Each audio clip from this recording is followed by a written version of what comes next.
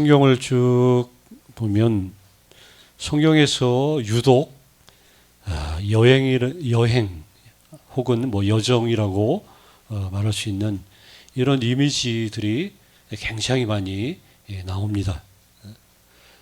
우리가 지난 그 사순절 기간을 지나면서 또 우리 누가복음 말씀들 매일 성경 쭉 보시면 알겠지만 그 예루살렘으로 향하는 그 예수님의 그 유명한 여행 그 이야기들이 쭉 나오죠. 예수님이 그랬던 것처럼 성경에 이런 그 이야기들이 굉장히 많이 나오는데 뭐 구약에 넘어가면 아마 가장 유명한 이야기는 이스라엘 백성들이 고달팠던 그 애굽의 노예 생활을 떠나서 약속한 그 땅으로 가는 40년의 그 광야 여정. 또 오늘 본문에 등장하는 뭐 아브라함도 그렇지만 이 아브라함의 그 여정도 굉장히 의미 있죠. 믿음의 조상으로 이렇게 세워지기 전까지 그가 어떻게 그가 그 본토, 친척, 그 아비 집을 떠나서 그 하나님이 정하신 곳으로 이렇게 나아갔는지 그 아브라함의 여정을 쭉 보면 하나님이 어떻게 그 한 인생을 들어서 그 영혼의 그 순례길을 어떻게 이끌어 가시고 다듬어 주시고 또 완성시켜 주시는가 뭐 이런 것들을 보게 되죠. 그 유명한 시편 120편부터 134편에 보면 거기에 소 제목들이 앞에 제목들이 똑같은 제목들이 달려 있죠. 일명 성전에 올라가는 노래. 예루살렘을 향해 길 떠나는 그 순례자들이 그 예루살렘을 향해 가는 그 힘든 그 여정, 그 길을 가는 동안 하나님의 그 자비와 임재를 생각하면서 그걸 그리워하면서 그 여정을 그 감당해내는 이런 이야기들이 나오고 있다는 것이죠. 한때는 또 나라가 망하고 저 바벨론의 그 유수, 바벨론 포로로 잡혀갔을 때 그러다 어떻게 하나님이 역사하셔서 그 포로 생활, 그 긴 생활이 끝나고 어떻게 다시 시온으로 예루살렘으로 돌아오게 되었는가. 그 돌아오는 그 여정들 이런 이야기들이 여기 성경에 쭉 나와 있습니다. 우리 사도행전 9장 2절에 보면 신약 성경에 거기에 보면 우리 그리스도인들을 지칭하는 그 초창기 표현이 하나 나오는데 거기 사도행전 9장 2절에 말씀을 보면 거기 뭐라고 말하냐? 도를 따르는 사람이다. 우리 그 그리스도인들을 가리켜서 신약에 와서 도를 따르는 사람. 도라는 게 뭐예요? 무슨 도예요? 길도자잖아요. 길. 길을 따르는 사람. 쉽게 말하면 길을 떠나온 사람이다라는 그런 의미를 가지고 있습니다. 그래서 그 사람들은 주님이 예비하신 새 예루살렘, 다시 말하면 즉 천성을 향해 길을 쫓는 어떻게 보면 나그네, 순례자 이렇게 표현을 하고 있죠. 이런 의미에서 본다면 누구든지 뭐 좋든 싫든 원하든 원하지 않든 모든 사람은 다 여행 중에 있다라고 보면 되겠죠. 그런데 우리 예수 믿는 사람들은 이게 조금 다른 것이 믿지 않는 수많은 사람들은 자신들의 그 인생 여정이 태어나서 죽음까지 무덤에서 요람이란 말 나오죠. 요람에서 무덤까지. 그런데 우리 믿는 사람들은 그들과 당연히 다를 수밖에 없죠. 출생과 죽음이라고 하는 그 두 이정표는 똑같지만 그러나 그것을 보는 눈이 시각이 달라졌 사람들. 이걸 보는 눈이 달라졌기 때문에 이 인생은 출생과 죽음 너머까지 장차 있을 더 놀라운 세계, 그 세계에 대한 그 기대감이 우리 속에 자리 잡고 있다는 거죠. 그러니까 가야 될 사람들, 나그네, 여기 성경에서 우리 인생을 뭐 나그네, 특히 예수 믿는 사람들을 순례자식으로 말할 때에는 뭐 일반 나그네 개념을 가지면 안 되죠. 우리는 항상 나그네 하면 항상 뭐 정처 없는, 그냥 떠도는 사람들, 목적 없이 그냥 어디론가 마냥 방랑자, 이런 개념이죠. 이렇게 성경에 말하는 순례자, 우리가 말하는 나그네는 그런 게 아니죠. 가야 할 곳이 분명한, 그러니까 목적지를 향해서 그 나아가는 가정을 나그네 여정, 순례길이라고 얘기하는 거지, 목적 없이 그냥 이리 갔다 저리 갔다가 그러다가 운 좋게 뭐 하나 뭐 제대로 걸려가지고 탁월한 선택이었다라고 자부한 이런 게 아니라는 거지. 분명한 목적이 있기 때문에 그 여정을 향해서 계속해서 나아가는. 그래서 우리가 예수 믿으면 우리가 우리 신앙생활 하는 그 시작부터 이제 우리는 새로운 순례의 여정이 시작이 됐다. 이제 이렇게 말하면 되죠. 순례의 여정은 하나님을 향하는 것이다. 이렇게 결론을 맺을 수 있어요.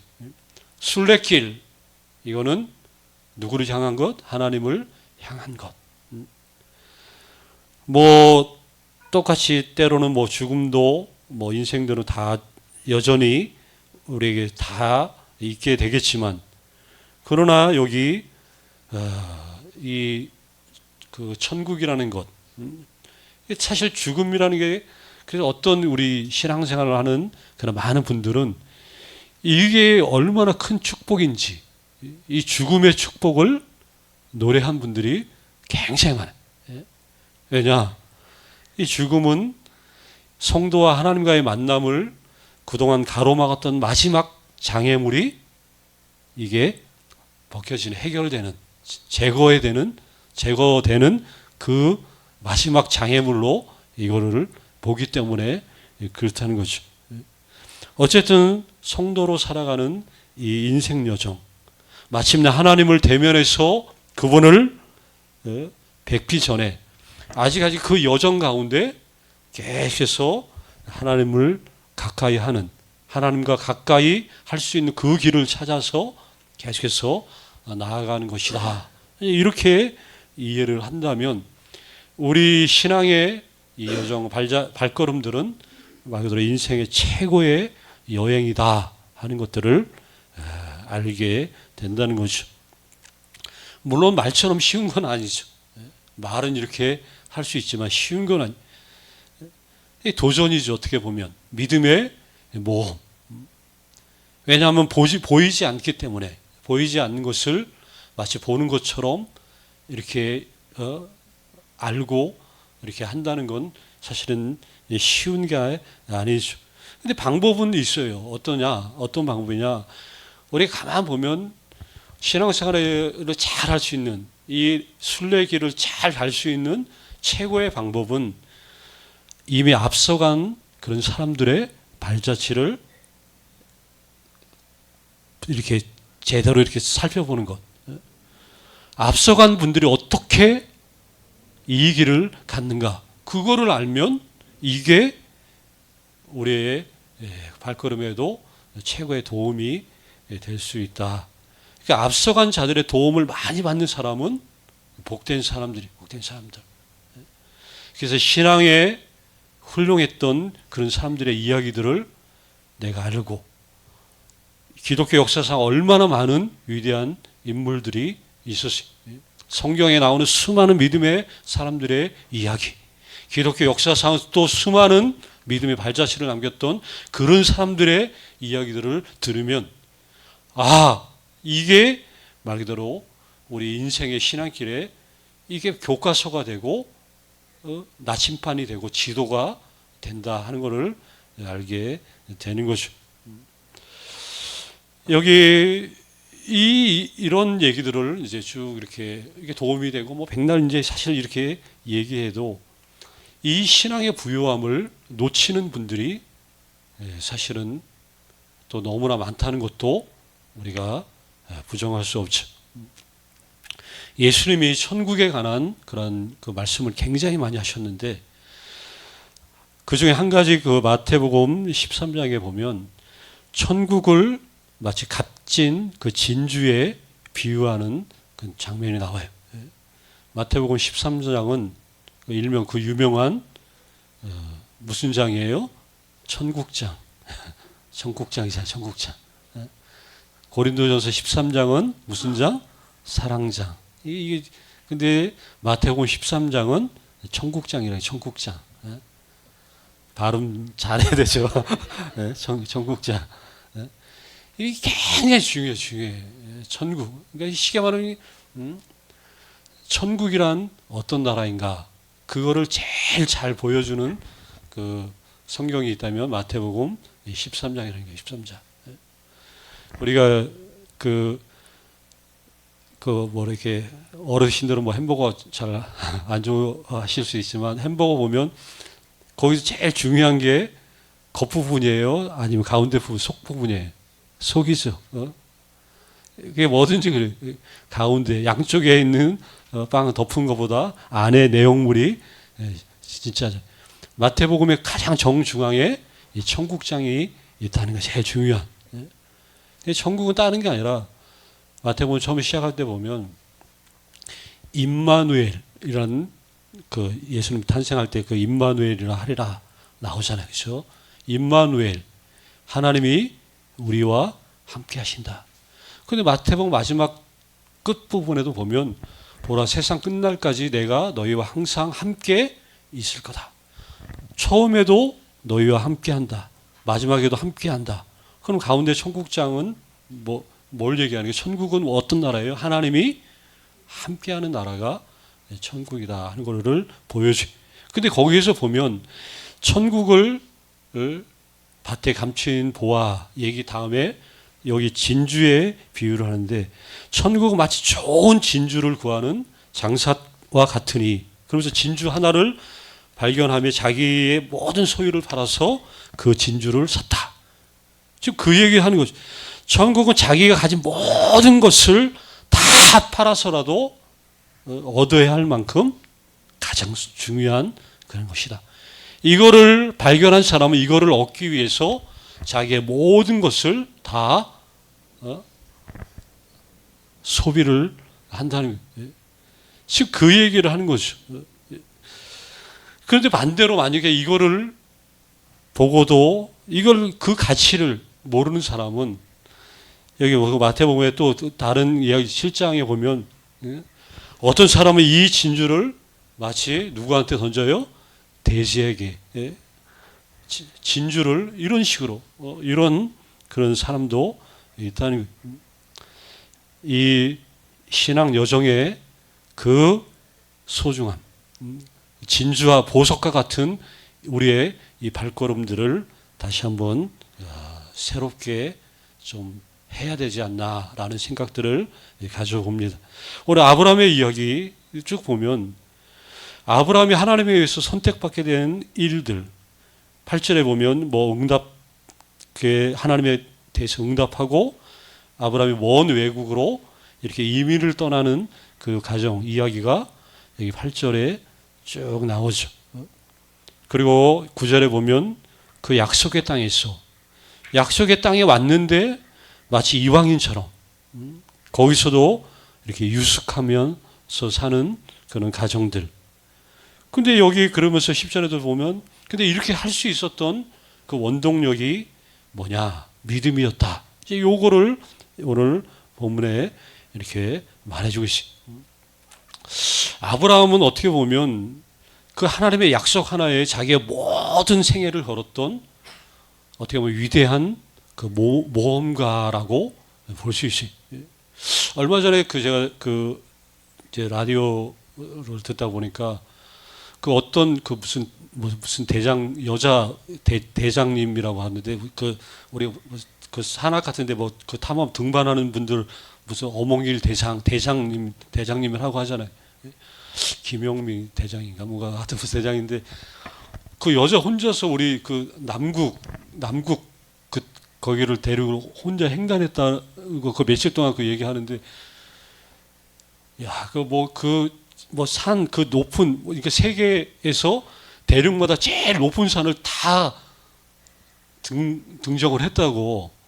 아시아에서 제일 높은 산 에베레스트 산, 뭐 저기 뭐 유럽의 최고 높은 산, 남미, 북미 뭐 이런 식으로 막 쭉 이렇게 얘기하는데, 근데 그런 사람들 진짜 모험가죠.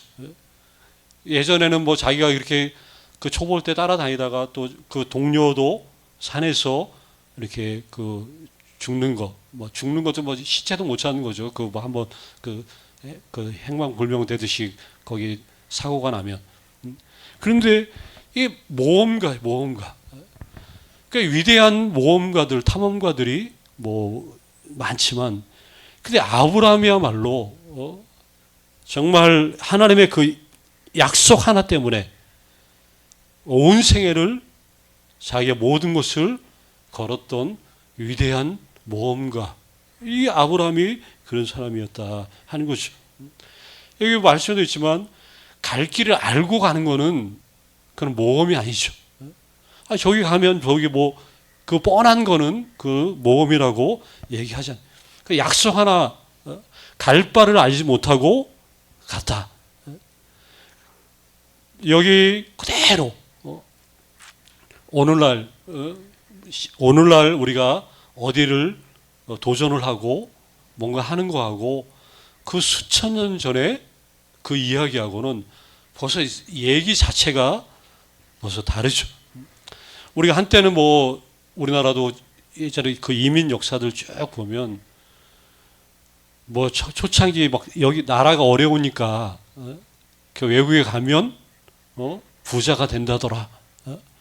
그래서 그 꿈을 이루기 위해서 그 이민들 많이 가잖아요.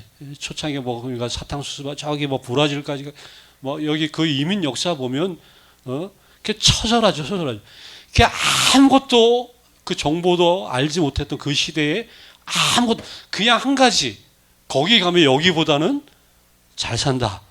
돈을 많이 번다.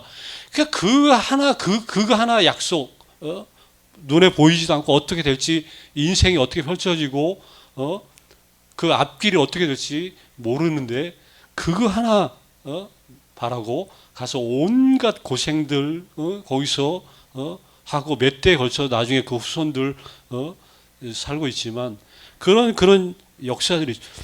근데 이게 바로 이 꿈이죠. 뭐 아메리칸 드림 해가지고 막 이걸 이루기 위해서 그 이민자들. 근데 그 현대 그나마 그것도 현대죠. 현대인데 그 사람들도 그게 그렇게 처절한 역사, 처절한 그런 시간들. 그런데 여기 수천 년 전에 이민자, 이거는 뭐 정말 상상을 초월한 정말 그 결단 이만저만한 결단이 아니고서는 이게 불가능한 그 시대에 아브라함이 그렇게 했다 하는 거예요. 자, 히브리서 저자가 바로 이러한 외국으로 이민 가는 이거는 운유적으로 이제 이거를 갖다 설명해 주면서 뭐 결국은 뭐 믿음이 뭔가를 설명해 주는 건데, 자, 거기 와서도 아브라함과 사는 가나안 땅에 와서도 어떤 생활을 했냐? 여기 보니까 9절에 보니까 뭐 이삭, 야곱 쭉 이렇게 얘기하면서 어디에 거했다고 나와요? 장막에 거했다. 장막이 뭔지 아세요? 텐트 천막 쳤다는 거예요. 텐트 치고 살았다는 거예요. 텐트 치고. 텐트가 영원히 거주할 주거지가 아니잖아요. 그렇죠? 오늘날도 텐트 하면 텐트는 뭐예요? 그냥 어디 가서 일시적으로 잠깐 머물다 또 하루 머물다가 이렇게 정리하고 다시 싸매고 그 개념이잖아요. 천막 생활을 했는데 뭐 당시 환경 자체가 그렇게 할 수밖에 없는 그런 상황이었지만 이 히브리서 저자가 이 장막 생활을 말 그대로 새롭게 이제 이해를 하는 거예요. 이 땅은 잠정적으로 그러니까 그 일시적으로 살아가는 사람들에게 천막보다 더 좋은 처소가 어디 있겠느냐. 지금 히브리서 기자가 이거를 가르쳐 주는 것이죠. 그러면 반대로 말하면 이 천막 생활을 한다는 것은 이 세상에서 참된 안식을 얻을 곳은 없다는 것을 또 말해주고 있는 것이죠. 또 반대로 얘기하면 영원한 집이 있다는 것도 보여주고 있다는 거예요. 자, 나그네의 인생을, 이 순례자의 그러한 삶을 정말 어떻게 보면 반영해주는 위대한 상징어가 바로 이 텐트, 장막이다 하는 말이죠. 자, 이런 그 아브라함의 그 이야기들을 보면서 다시 또 우리 앞에 처음에도 이제 서두에서 설명했지만 이렇게, 그래서 성경은 신자들을 가리켜서 이렇게 여행자 또는 나그네라는 말로 쓰는 것이죠. 그냥 말 그대로 이 세상을 지나가는 그런 사람들인데, 여기 보니까 이주자, 뭐 여행자, 그냥 근데 세상에 눌러 앉아 있는 자가 아니라 세상을 지나는 그런 사람들, 이런 식으로 이제 표현을 하고 있습니다. 그래서 이 길을 이미 우리가 떠나온 사람들이기 때문에, 그러면 우리는 당연하죠. 목적이 있고 이렇게 생활하는 그 이유를 분명히 안다면, 그러면 이 길에서 우리는 갈수록 더 뭐가 더 깊어지는 거예요? 믿음이 더 깊어지는 거고, 아니 더 주님과 가까워져야 하는 게 이 순례의 여정 가운데 우리에게 자꾸만 쌓이게 되는 부분들이 바로 요 부분이다 하는 것이죠. 그러니까 믿음을 가지고 살면 바로 이 두 가지가 그래서 우리에게 유익으로 다가와요. 다시 말하지만 믿음이 더 깊어진다. 그리고 또 하나는 누가 더 가까워진다고요? 주님이 더 가까워지고 있다. 이게 우리의 영혼의 순례 여정이다. 이 믿음의 삶을 잘 살아내시기를 간절히 주의 이름으로 축원합니다. 아버지 하나님,